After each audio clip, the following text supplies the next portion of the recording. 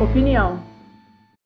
Olá! O programa Opinião desta semana procura dar continuidade ao estudo e análise feita sobre o tema Crianças não soldados, contributo ao Dia Internacional contra o uso da criança soldado, que em outrora foi analisado pelo Dr. Alexander Xavier Pires. Por ora, passaremos a analisar e fazer breves ponderações sobre o artigo intitulado por Filhos de um Deus Menor, as Crianças Soldado, artigo este de autoria da doutora Carla Marcelino Gomes, em que foi cedido à revista de Brigada de Intervenção do Exército Português no ano de 2010. Pois bem, este artigo foi fruto de diversas pesquisas e participações ativas em operações destinadas à erradicação do mal que ainda comete a nossa sociedade e que, por ora, passamos a tecer breves ponderações, sempre com o intuito de fomentar o debate e a boa realização do tema. Por iniciativa da Organização das Nações Unidas, a ONU, foi instituído que no dia 12 de fevereiro será celebrado o Dia das Crianças Soldado. E não obstante, a esta informação trazemos o assunto à tona para o seu bom desenvolvimento. A esta iniciativa se deve a atual incidência de inúmeros recrutamentos de menores para conflitos armados, onde se estimam haver ainda dezenas de milhares de meninos e meninas associados a forças armadas e a grupos armados em mais de 20 países em conflito. Para que possamos compreender a importância desta data comemorativa, será importante definirmos o que seria criança-soldado, e mais do que isso, percebermos numa sucinta análise histórica as etapas que culminaram na proteção da criança contra este tipo de prática, o recrutamento para fins militares. Assim se define o termo criança-soldado por menores que estão ativamente envolvidos em guerras e outros conflitos armados, atuando não somente em combates, mas também servindo como cozinheiros, espiões, carregadores ou mensageiros. Neste momento, é de grande valia nos remetermos à frase em que conclui a doutora Carla. Termino com a convicção de que uma sociedade que julga as suas crianças como se fossem adultos é uma sociedade que perdeu a alma. Isto porque pretendemos, contudo, observar todo o histórico que precedeu esta afirmação, abordado com excelência pela autora em seu artigo. Não é difícil notar que a Segunda Grande Guerra Mundial foi palco de inúmeras atrocidades contra a vida humana e que nos fez refletir e mudar muitos preceitos e valores que antes não existiam em nossa sociedade. E foi após este fatídico evento, com base nas inúmeras mudanças que envolviam desde normas e sistemas normativos, bem como também outras diretrizes de natureza principiológica, que a autora sustentou a aplicação da definição lata, aduzida pelos princípios de Cape Town, datado de abril de 1997. Isto porque há uma ampliação do conceito para a proteção de crianças além daquelas que foram obrigadas a ingressar para os movimentos de grupos armados. Ou seja, envolve, em segundo plano, as crianças que voluntariamente assim optavam por. Por óbvio, existiram precedentes ao documento supra, de raiz principiológica, que expressavam ditames proibitivos do recrutamento infantil, citados com propriedade pela doutora Carla Marcelino Gomes no texto em análise, quais sejam os protocolos adicionais às Convenções de Genebra de 1949, bem como a Convenção dos Direitos da Criança, por nós conhecido CDC, de 1989.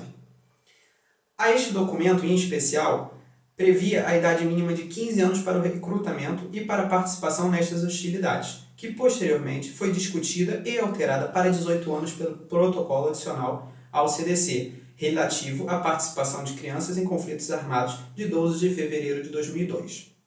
Deste último protocolo, a doutora Carla ressaltou pela proibição prevista em seu artigo 2º, quanto ao recrutamento obrigatório por parte dos Estados-partes.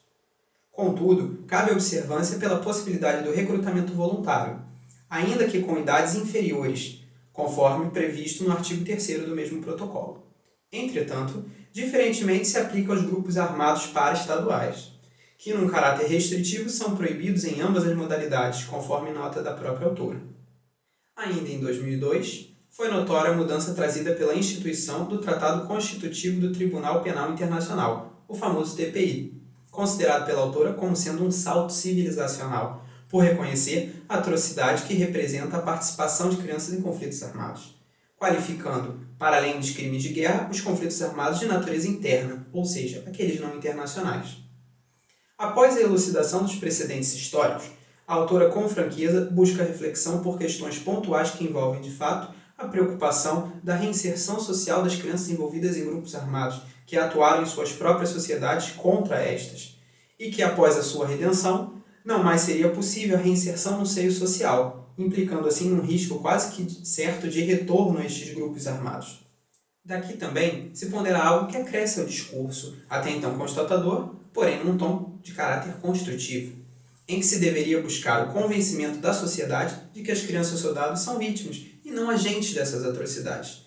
Além disso, a autora pontua também sobre a questão do sistema judicial, em que num apelo da comunidade para com a justiça, a respeito da remoção dessas crianças soldado dos julgamentos e condenações penais.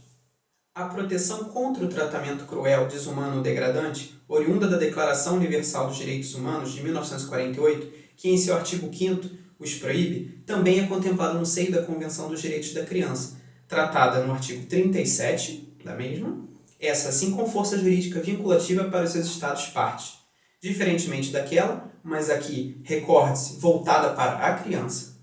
Por fim, a autora sugere como solução ao resgate das crianças soldados, até o momento vista por ela como utópica, o exercício de um trabalho psicossocial e de reconciliação, junto do sistema judicial, das famílias, das crianças e da sociedade, onde se pretende que estas venham a ser inseridas.